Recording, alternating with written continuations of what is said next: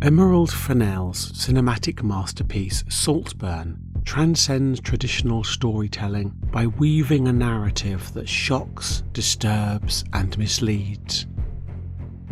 This darkly humorous gothic horror tricks us into believing the protagonist, Oliver, is the standard rags to riches hero, or villain, or psychopath, living out the familiar hero's journey trope so often seen in all genres of storytelling. However, things here are not as they first appear, for in one pivotal scene early on in the film's runtime, we are offered a clue to Oliver's true identity. And, in a very clever twist of narrative convention, we can gaze past the veneer of expected storytelling and witness something truly awe-inspiring. A lens through which Saltburn is irrevocably upended. Join me in the haunting place this evening to unveil the chilling mystery of the Saltburn Hag. This video will explore key themes and the ending of the movie Saltburn, so a major spoiler alert is in place for both Saltburn and also one pivotal moment in the HBO series House of the Dragon.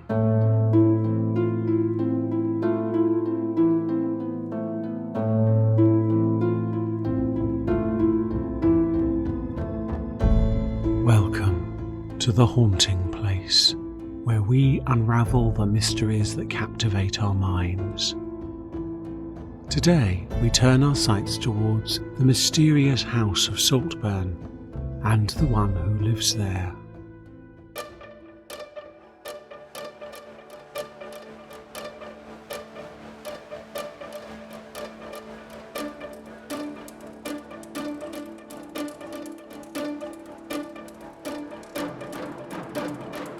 The faded grandeur of this decaying edifice suggests a husk that now stands empty.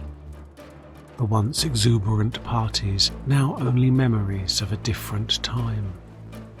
The halls, once filled with those who kept the beating heart and flaming hearth of this grand house, are now quiet, left to the ghosts of those who have died here. Granny et al. The liminal space labyrinth of Saltburn now has only one inhabitant, who, in an ostentatious, somewhat disturbing, oddly humorous twist, celebrates naked through the house that now belongs to him. His strange interpretive dance number comes at the end of a story that is part Shakespearean comedy, part Greek tragedy, and part period drama? So who is Oliver? Hero? Villain? Psychopath? Minotaur? All the above? Oliver arrives at Oxford University in 2006. He is immediately portrayed as isolated from the world around him, somewhat awkward and not fitting in with his surroundings. In fact, the only person who wants to be around him is this guy, who is also this guy. And why would anybody want to be around him? Because, in various moments we see Oliver being teased, ostracised, subtly bullied, which elicit sympathy for him and stir feelings within of wanting to see him succeed, to get his own back on those who torment him. Oh, but be careful what you wish for, because Oliver is not who he seems. The writer-director of Saltburn, Emerald Fennell, masterfully employs a key scene early on in the film to shatter any illusions we might have about Oliver and the nature of this tale. The scene, brilliantly crafted, unfolds with Oliver meeting Felix by the side of the road. Felix being an omnipresent infatuation magnet during Oliver's time at Oxford. A powerful and influential figure that fascinates our protagonist. The unsuspecting viewer is drawn into the illusion of their meeting, where Felix explains his bicycle has a flat tyre and Oliver offers him the use of his own bike. Yet, it is within this seemingly ordinary exchange that expectations are subverted, and to those who know the traditions of folklore, this quiet exchange is delivered with chilling precision. In fairy tale and folklore, the story often begins when a key character happens upon an old woman at the side of the road. She is often hidden in some way, cloaked, strangely isolated, or othered from the world. She needs some assistance, a kindness or benevolent act, and pleads with the traveller to help. When the traveller invariably refuses the request for help, often by mocking the woman, she transforms, revealing herself to be the Hag, the most powerful narrative archetype of all. She who represents the author with complete control and autonomy, not only of the story, but the world the story is set in.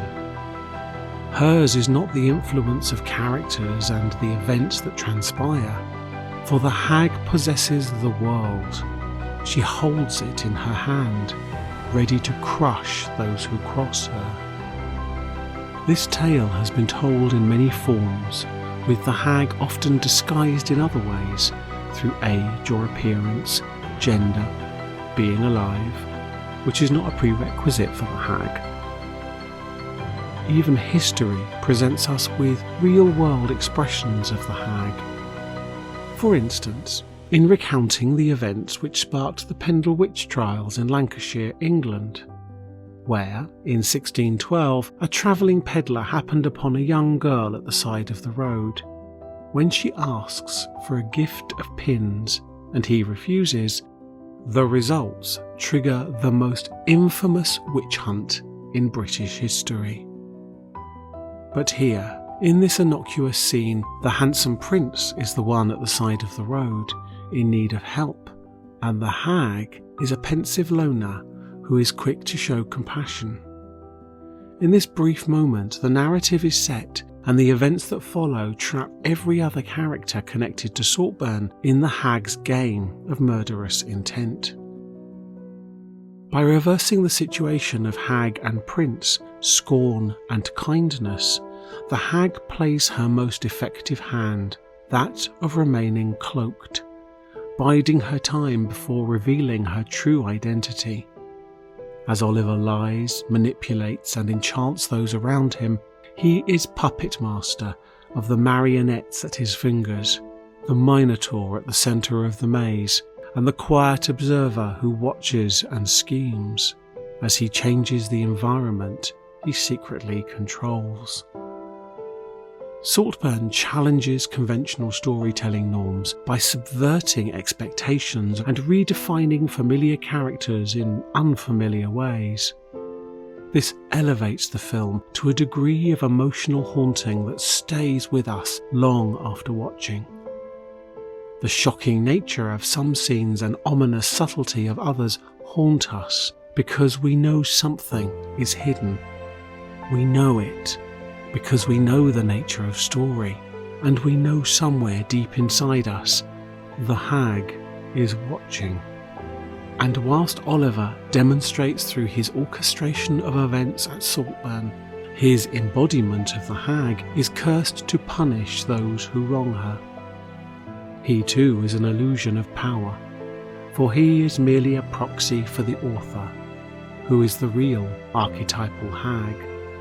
She who watches how each player behaves and weaves their fate into being with every word and act. So when it comes to authoring your stories, how will you sculpt the world you create and reward those within, or punish them? How will you craft each setting and interaction, create meaning and purpose for each bathtub and freshly filled grave? How will your obsession manifest into narrative form, and who will suffer accordingly? And who will be haunted by that exquisite suffering? For now, and always, remember, every moment you embody in this life. Make it a haunting place.